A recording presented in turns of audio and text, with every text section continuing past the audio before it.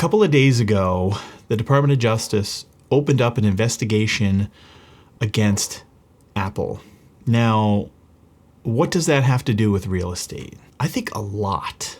And the reason why is because if you look at what the Department of Justice is doing and their concern with Apple is that they think that Apple is monopolistic and anti-competitive.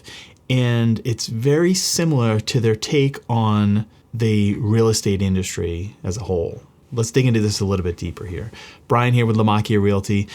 Apple is now the number one phone maker, right? Smartphone maker. And the way that they got there was by developing a system that was very robust, but it required a certain level of security and programming and development that was expensive to do. But the reason why they did it is because they wanted to protect their customers, right? So when you get an iPhone, you know that when you download an app onto your iPhone, it's not going to be some crazy app that is open source that, has a bunch of junk code in it, or may even be like planting malware on your phone. There's a real security. There is a security component to it, but it's just a way in which they know that they can verify that the app that is installed on your phone is going to work properly and it's not going to give you any problems. We can kind of mirror that with what the real estate industry currently offers, or I shouldn't say currently because things are changing very quickly, but previously offered. And that was basically a similar system where there are many controls to that system that allowed people to have faith in the system. We weren't letting in any junk code, so to speak, right? Or malware or things that could disrupt the ecosystem of, in this case, a smartphone, but in our case, the real estate industry as a whole. Now, this is not the only type of smartphone out there, right? There is the Google Pixel, there's the Samsung Galaxy, there's a whole bunch of other ones, and those run on different systems.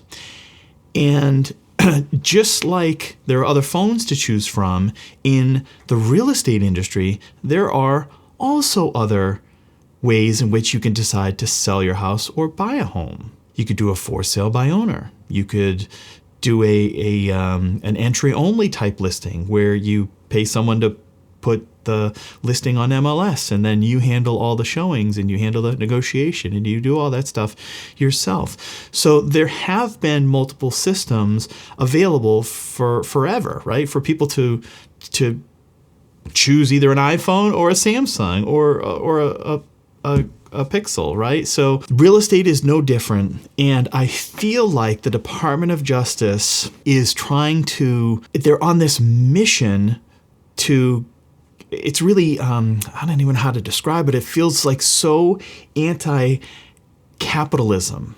It's more like, Big Brother will determine everything that we do, and we need to have a say. And, they think it's anti-competitive when in fact, just like millions of people have decided to go with, not millions, billions of people had decided to go with an iPhone, a lot of people decide to use a realtor. And they like that process. They like that it's not necessarily closed, but it's managed, right? There are controls in place to manage it.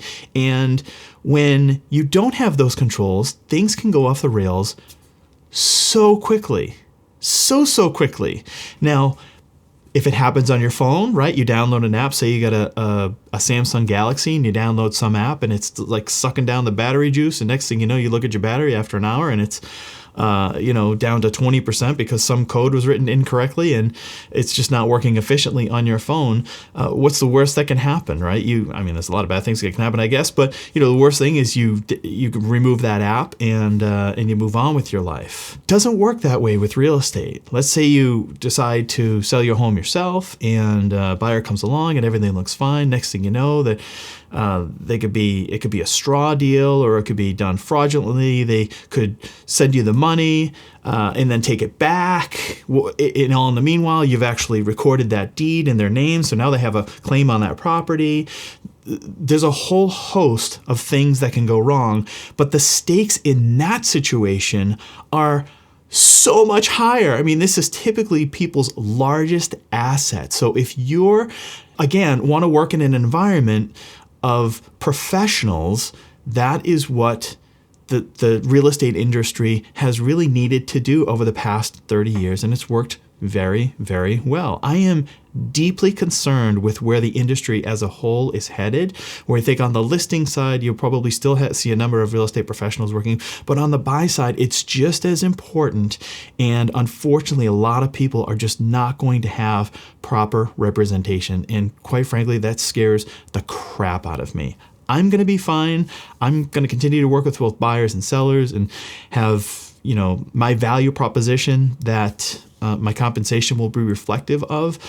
But there are going to be just too many people who are going to be taken advantage of and taken for a ride. And next thing you know, instead of being able to delete the app, they're staring at a $250,000 repair on a home defect that was not disclosed by the seller, and they have zero recourse. I don't know what the solution is, but I know I've been thinking about this a lot lately, and like I said, it kind of scares the crap out of me for a lot of people who are involved, who are very comfortable working within the system and the constraints that we currently have. When you start to open it up and allow other players in that are not necessarily qualified to be doing the things that they're doing, that's going to cause some big problems for some people. Those are my thoughts. Let me know down in the comment section if you think there's going to be a lot of problems moving forward in this new approach as opposed to the one that we are currently working under.